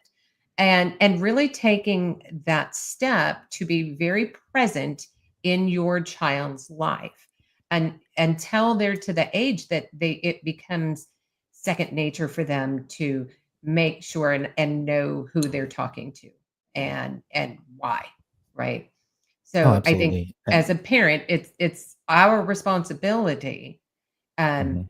and an absolute must that we stay engaged with our children and know what they're doing and who they're online with, um, and use every tool in our tool chest to help them, um, to get farther in their life without having all these hardships and things happen. Absolutely. I mean, it's just being present. So in the aviation industry, we do accident investigations, and they call it the Swiss cheese model. So when you look at Swiss cheese, you have, a slice of cheese and a bunch of holes in it, right?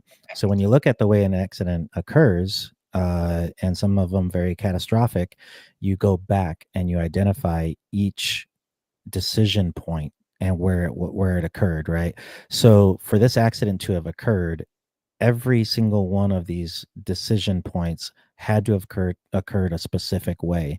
So the Swiss cheese model, the line, it all lines up and it ends in an accident. So where can we go back and disrupt the chain of events, and put together policies, procedures, whatever, to make sure it doesn't happen again? um and I think that that's highly applicable to this. It's identifying the chain of events that lead to exploitation and abuse, and then disrupting that chain of events. And sometimes that's opening up your kid's laptop and things like that. I don't think they have any right to privacy whatsoever. I agree with that. Now, I have to say, I'm not one for censorship. Mhm, However, that being said, I'm also an adult, right? mhm. I know what I want to read, what I don't want to read, and I'm very capable of scrolling through and not looking at this or not looking at that, right? A child doesn't know any better. And it is required when you purchase a firearm, there is the lock, Mhm. right?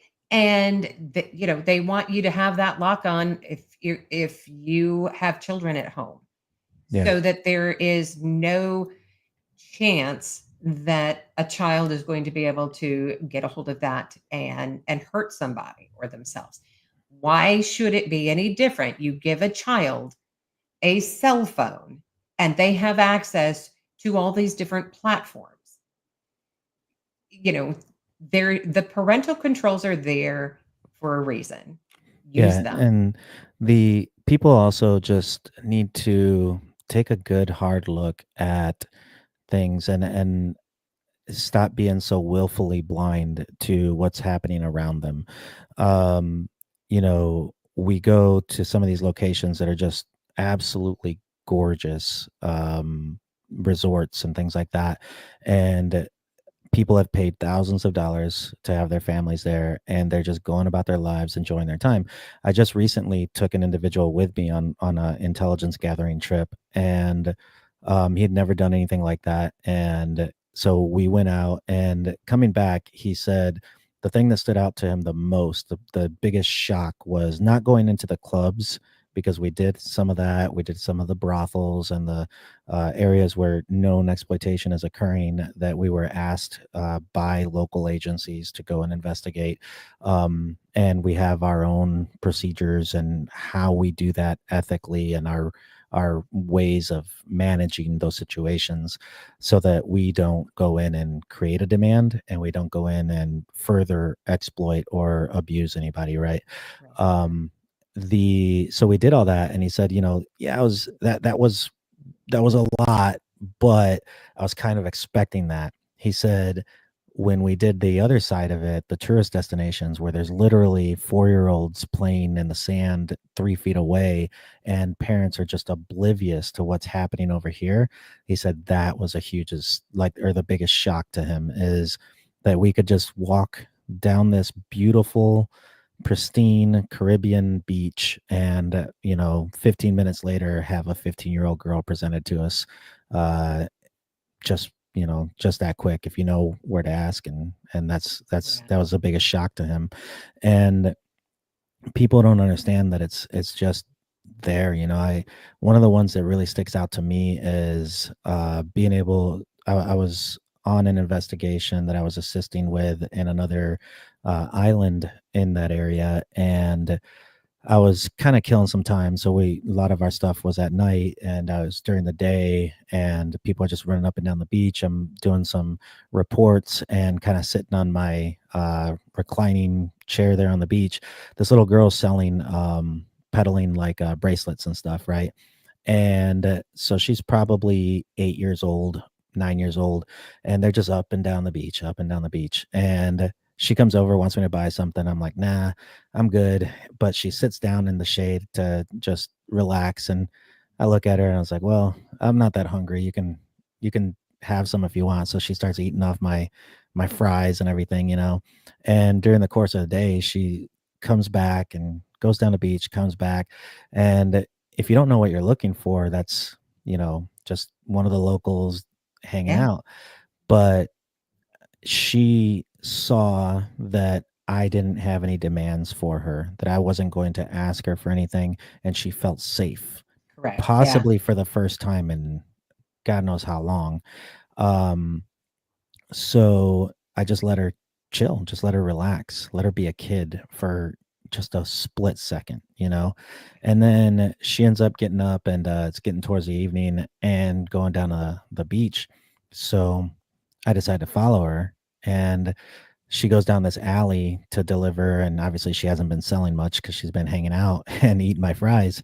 And this guy just brutally shoves her across the alleyway.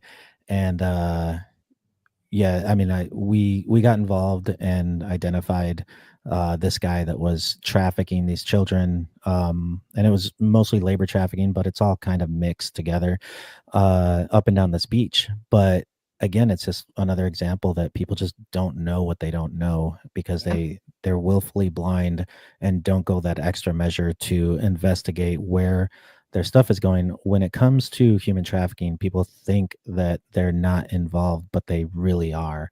And we vote with our dollars, and we vote with our attention, which has become the new currency. Because when we're scrolling through those TikTok apps, when we're scrolling through other things, and we Right. pause just that extra 2 or 3 seconds on that pretty girl, a lot of times on the other end of the screen is somebody who's being forced or manipulated into these sexualized images or sexualized acts. And so pornography, it's not a victimless crime or activity. There's a lot of exploitation that occurs in that industry, and the list just goes on and on. But I tell people too that just take ownership, take extreme ownership of where you're spending your money. And I'm not saying don't get the good deals, because I do that too. Honestly, I try my best to go talk to business owners as much as I can, because I think that that's where we can get ahead of it. That grandma who's being vigilant about how she spends her money at Walmart is not Yep. going to end human trafficking. But if you're a decent size sheet metal company and you're profiting, 200,000-300,000 a year, that's decent, right? But how much are you paying in raw materials? I'm not even talking profits. I mean, just to produce, you're probably spending $1.5-2 million in raw materials that you're getting from China, Pakistan, India, or something like that. So $1.5-2 million, I feel like that buys me a little bit of interest. So have you ever asked where your stuff is coming from, how it's being sourced?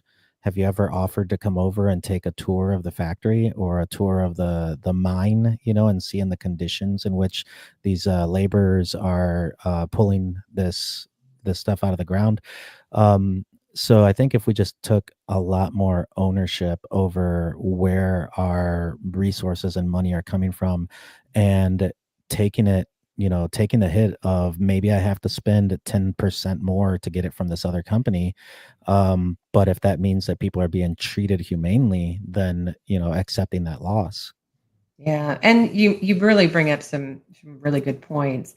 The other thing too, I watched a video. It was either yesterday or today. It just popped up on my YouTube feed, and it was about this couple walking. And I don't know where it was. I don't know. I think it was overseas somewhere, but I don't recall where. And three masked men brazenly tried to grab this woman while she's walking with this guy. And the only thing he could do, because he's trying to hang on to her, the only thing he could do was take her to the ground and just hold on to her, like Mhm. stay on top of her. And he's getting beat to heck. If he hadn't done that, I mean, he ended up in the hospital and what have you, but she'd have been gone and nobody'd have ever known where she went. Yeah. Yeah, and those things still occur. And they're terrible. Statistically speaking, though, it's the familial connection, Yeah. family, even, Yep. their own mother or father exploiting them. And some of it is so culturally ingrained that, grandma, well, that's, she went through it, mom went through it, now it's the kid's turn, and it's just, this is what we do. So it's really just getting in front of them and educating what can be done and what is okay and what isn't okay. The years of just that, there's a lot of stuff going on in America that a lot of us are looking around like, how the heck did we get here? Exactly right. And it's just Exactly that right. slow creep, that social engineering that's been occurring on television, on the internet, on social media. And this is not going to be the overnight fix, but if we start reversing that and teaching kids, I always tell people, look, the answer is simple, super simple, but not easy. The simple answer here is Jesus. Like, if people just learn to love and respect Jesus, and to by nature from that, they learn and respect each other, and seeing that that's the only way to develop a community and develop a family, then the problem takes care of itself. But again, that's simple but not easy, right? So how do we get there? It's just bringing back ethics and morality, making sure that the television our children are watching are teaching them that it to not be the bully, right? So taking accountability for our actions and learning that there's a real person behind every interaction, right? There's consequence. I always taught my kids, like, You do good things, you have good consequences. You do bad things, you have bad consequences. But there are literally consequences to everything. There are. Yep, exactly right. So let's go back and kind of, I'm going to jump back a little bit into military. And that would be for anyone interested in joining the military specifically, what words of wisdom would you happen to have for them? I would say to first align and really investigate, like, where do you want this ship to go, right? Like, where is this ending? What's the 10-year, 20-year, 30-year plan? I teach youth at our church as well, and I always tell them, like, what does 25, 30-year-old you dress like, act like, sound like? And just start being that person. Try it on for size. And so the joining the military, if you have absolutely nowhere, no place to go, no direction, fine. I mean, it's a roof over your head, it's food in your belly. You're going to get some skills, and you're going to make some phenomenal friendships and camaraderie. I don't think you're going to lose in that unless you're, you know, the kind of person that's not going to show up on time and be Yeah, accountable.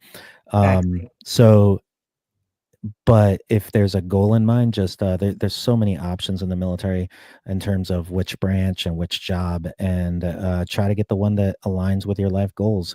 And I think it's a phenomenal way to get your foot in the door and get some experience. But some of the most valuable experiences in life are the negative ones, right? So if you want to be a doctor, and you join the military, it's going to help you out with college and everything else. But let's say you join to be a nurse, and now you're working in a hospital, and you're like, I really hate this. At least you're not 10 years down the road and hundreds of $1,000s in debt, right? Yeah, that's a good point. That's a So really good point. Um, so I'm going to throw out to the those in the chat or who care to chat. Um, if you have any questions for Julian, go ahead and put those out there. And how, Julian, would they get a hold of you if they wanted to um, donate to you, or if somebody were aware? Now, I don't know if this is something that you do, but let's say suddenly I suspect here that there is some trafficking going on. Would it be something that I could just call you up and say, "Hey, this is going on. What do you think, and who should I contact?" no, absolutely. And so I try to always get my statistics right, so I got them written down here because got a lot of keyboard wizards that like to fact check me on a lot of things. But just to give people kind of an idea, again, the reality of trafficking and what we're up against. There was a time, like, our team in Central America was very kind of just disheartened by the lack of traction that we were getting. And I'm telling them again, like, if it works once, it's worth it, man. But it does feel like sometimes we're trying to empty the ocean with a water bucket, and it can feel completely pointless. But for that one time you grab that one fish, it's a life altering event for that fish. And so that's what we try to focus on. But things are only on the rise with the rise in technology and AI and deep fakes. And, we didn't get into a whole lot of that, but the National Center for Missing and Exploited Children, NCMEC, is a phenomenal place to learn more on educating yourself and educating your children. They have some phenomenal videos, like cartoons, that teach kids what's okay and not okay to share online. And it's also a phenomenal place to make your reports. They Okay. also track information. So in 2024, they received over 27,000 reports of possible child sex trafficking. Oh, wow. Um, in 2023, financial sextortion, which is individuals getting images and other things like that because they think that they're in this romantic relationship, and then they're being blackmailed with them, that increased to over 10,000, or I'm sorry, 26,000 cases as well. And So that's here there, in the US, right? yeah, yep. That's a Wow. US agency. I don't know Yeah. that Yep. specifically on that data, but so just educating people yourselves on what to look for. So I'll also point people towards the Department of Homeland Security Blue campaign. You can Google that and it'll take you to their website, and they have indicators of what to look for, like people's, inability to speak for themselves, signs of abuse, bruises, things like that, what to look for and then report. And the Department of Homeland Security phone number is on there as well. And they also have on the National Human Trafficking Hotline one that you can text. If you text Be Free, which is 233-733, then you can get in touch with somebody that can help you out and where to report and things like that as well. Oh, wow. That's great. Some really great resources. Now, if somebody wants to donate specifically to Mission 991, how would they go about doing that? They can go to our website, mission991.org, and there's a donate link there, and that's the easiest way. They can find us on social media, our social media content. Honestly, I'm looking to grow Mission 991. For a long time, we were reluctant about doing that because of the undercover intelligence gathering role that I played. But then we found out that, hey, if nobody knows about you, you're going to run out of resources pretty quick. Yep. So I've self-funded a lot of things, but I'm not the kind of person that can fund that forever. I had a buddy that jokingly said that I was like Batman without the Bruce Wayne. So That's funny. So I put that out there in the comments, mission991.org. So if anybody out there is interested in, moving a few dollars to Mission 991, you can go to that link down there, copy it and paste it if it didn't link, because I don't know that it did, because I didn't put the www in front of it. But and just know that donation. I would also add to that again, I'm looking to grow manpower as well. I have a full-time job to pay my bills, and we just need people that can get involved with social media and get involved with just the day-to-day running of an organization so that it can grow, so that we can do some more fundraising and things like that. And I think that for your audience specifically, that's huge. For some veterans to just have something that they can work towards, again, a mission to go after. And if that's somebody out there, then I would love to team up. We do ask, obviously, for background checks and things like that because of the nature of the organization. But if anybody out there thinks that they have the time to get involved with some of that, it's not the sexy kicking down doors and doing investigations and doing all that other stuff, but there's a lot that goes into running an organization or a church or a school or anything like that. And that's just kind of the bare bones of it.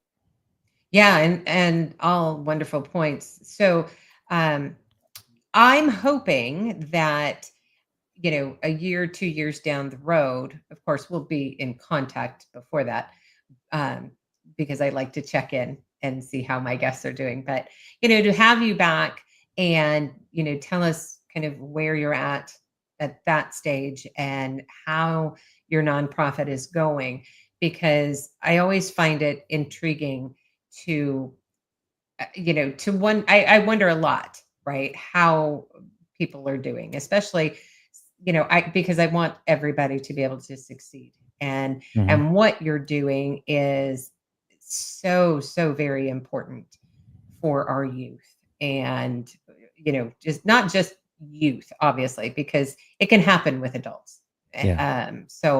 But hopefully too, this gives something for our audience to think about, because as I said, I took a course, and I think it was during COVID.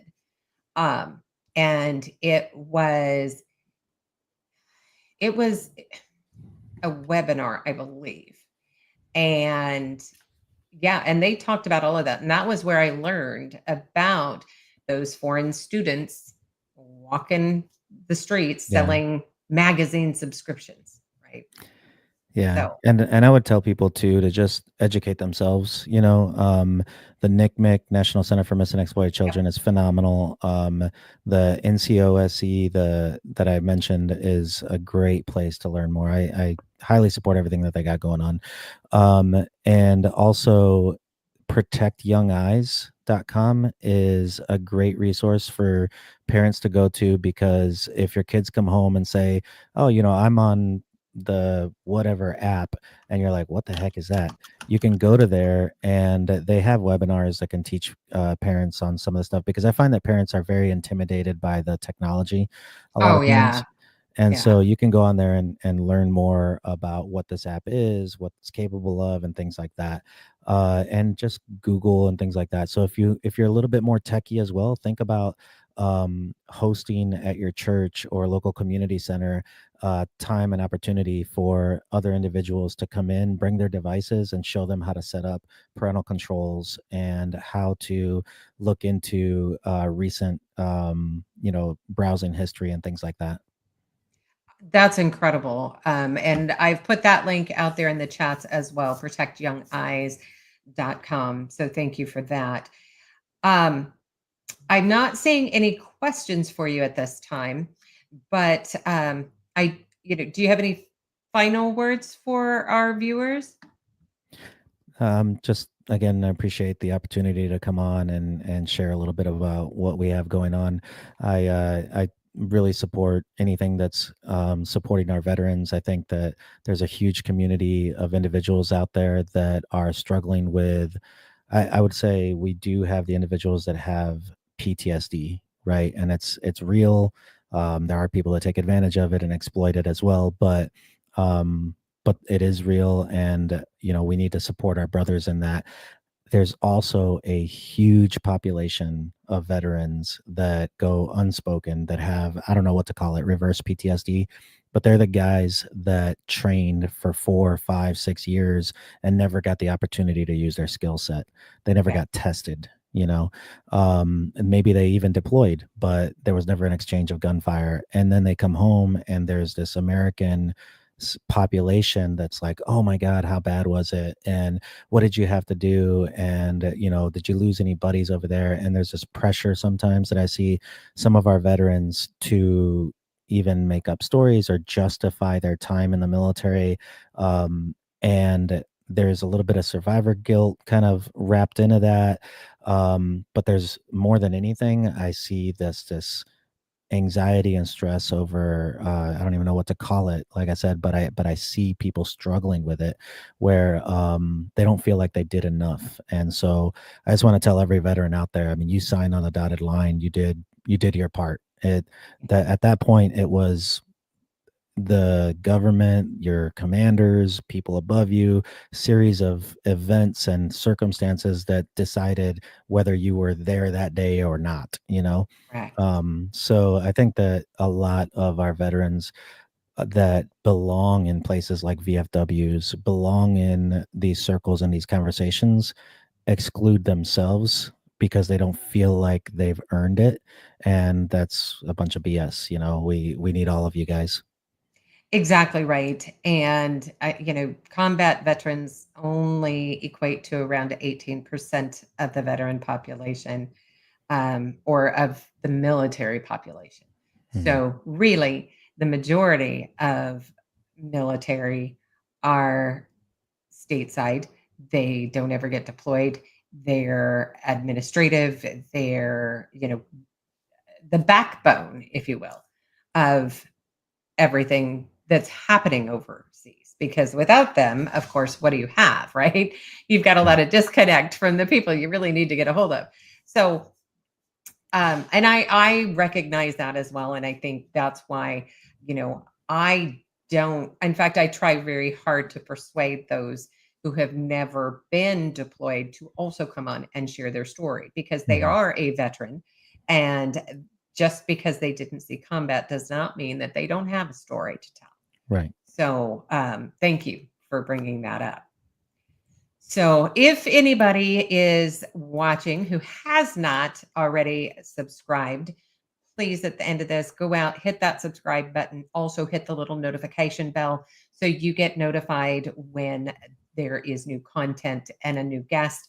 And also, please share with your friends and family, and have them do the same. So we are so close to hitting that milestone of 500 subscribers. I know that doesn't sound like a lot, but one show a week is what I do. So, and also, if there is a veteran out there who has been watching and is interested to come on and tell their story, you can get a hold of me, and that would be through conversationswithavet@gmail.com.